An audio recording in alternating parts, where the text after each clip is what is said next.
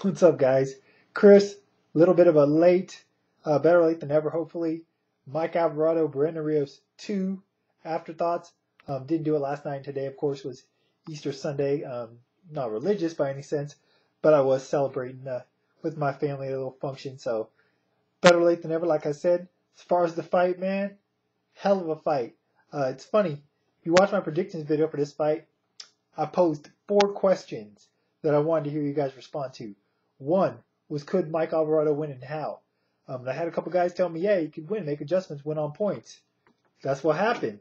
I asked, will it end earlier in the first fight? And I thought it was. I thought it was going to be the same fight as the first one, which it was to a degree, but I thought that Rios would win by stoppage again in shorter fashion, just based on the way he finished the first fight. And I thought Alvarado's confidence might be shook from that result, even if some do believe it was a premature stoppage, including Alvarado. I also said, can or will it be better than the first fight? I thought I had the possibility of, and now we've seen it, I do think it was better. And I said on my predictions video, 2 ways I think it would be better. One, if both guys went down, didn't happen, or if both guys traded shots for all 12 rounds, back and forth fight. That's exactly what we got. Just a back and forth war. Early on it looked like Alvarado was going to do the sticking and moving, but Rios was trying to chop him down, and I was like, Rios is going to finish him off again. And then that third round, when Alvarado just buckled Rios with that right hand, and it's like, oh shit. It was one of those moments where just the whole fight turns and just goes up to another level, even as exciting as it had already been. Just insane stuff, It just seemed like whenever Rios was gaining traction, and you thought maybe he's starting to finally wear Alvarado down, Alvarado would just crack him with something hard and kind of stop Rios in his tracks, something you rarely ever see from Brandon Bam Bam Rios. A hell of a fight, Alvarado once again hurt him in the 8th round, but you got to give it to Rios, man. That guy could take it beating. I mean, dude's got a granite chin. He could say he wasn't hurt to Max Kellerman afterwards, but he was hurt a couple times in that fight. But the man has got major heart, major chin, and major cojones to be able to withstand that kind of firepower. And of course, Alvarado, towards the last 4 rounds of the fight, as close as it was up to that point, the latter 4 rounds or so, pretty much outboxed and just got the little bit of slight edge on Rios, even though every round was close and competitive. It's not like there was one round where any guy was ever ahead. Even the rounds where Rios hurt Alvarado or Alvarado hurt Rios, all those rounds were still competitive. None of the rounds were one-sided.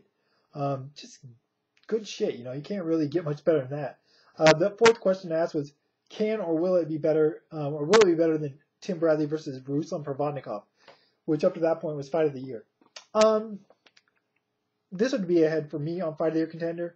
I think if you were making a case for Bradley Provodnikov, it would be the suspense level that Bradley was on, got knocked out the final seconds, beat the count, and retained the title.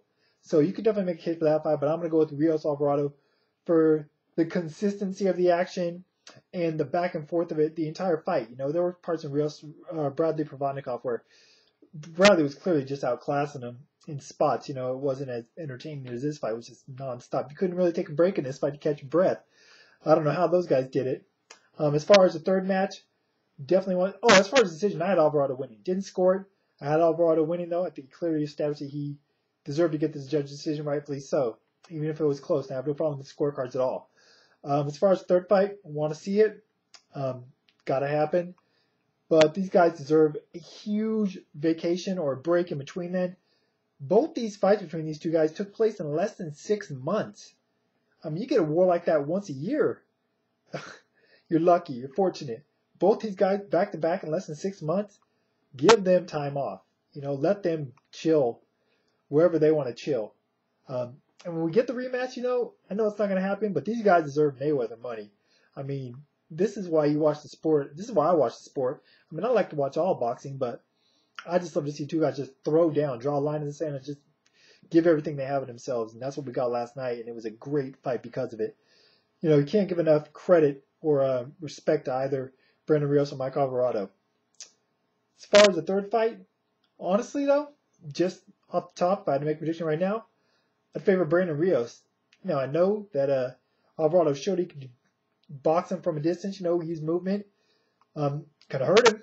Hurt Rios more times than he was hurt, I think, in the fight. The difference is Alvarado was pretty busted up at the end of this fight. His face was a mess.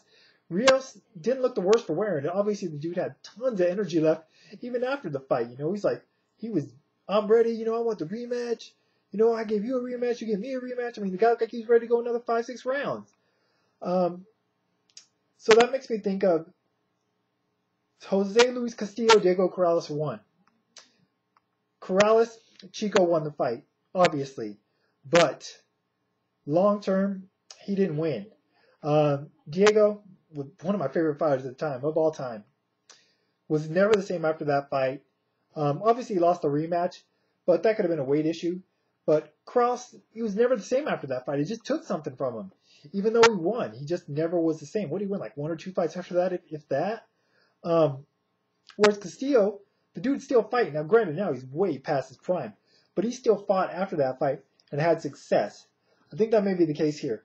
I think although Alvarado won this fight, I think more has been taken out of him in these first 2 fights than has been taken out of Brandon Rios. I could be wrong, but that is just the way I think things are going to end up going, ultimately, if there's a third fight. Or, he's a little bit older than Rios, so he'll probably wind down quicker than Rios will, but I favor Rios in the third fight because I think that he's going to hold up better. I think he took less damage, even though it didn't appear that way from the shots he took. I think overall these 2 wars are going to take more out of Alvarado than they did Brandon Rios. Either way, though, can't say enough about this fight, even though I've already said too much.